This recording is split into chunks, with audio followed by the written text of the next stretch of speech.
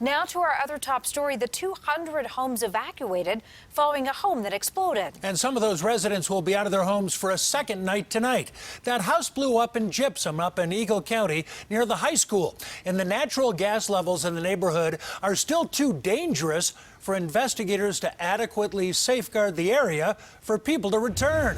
Our Mountain Newsroom reporter Jamie Leary was covering this as breaking news last night at 5. She's back right now with the newest information. Jamie? Well, phase 1 is the neighborhood just behind me. It's the neighborhood where the home explosion occurred after a company digging to install fiber optics struck a gas line. Investigators say they're still working to determine if anybody was in the home at the time. While some residents are allowed to return home tonight, many are unnerved by the incident and say they don't feel safe. I was home when it happened. I was sitting upstairs and my house shook.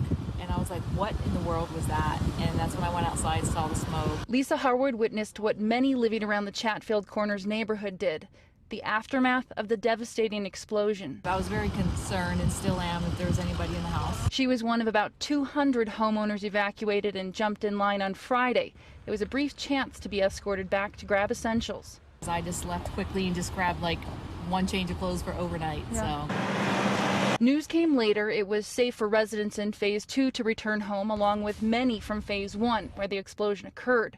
While that includes Lisa, she still has reservations. I would like to find out more as we are allowed back home. I want someone to come into my house and into my crawl space, and I want to see and prove there's no gas underneath. The soil in the area was so saturated with gas, investigators believe that the line was hit once before Thursday's strike, but went unreported. I believe it's things that shouldn't happen, especially when it comes to that companies, people, whoever, I don't know the regulations, but need to be a lot more thorough.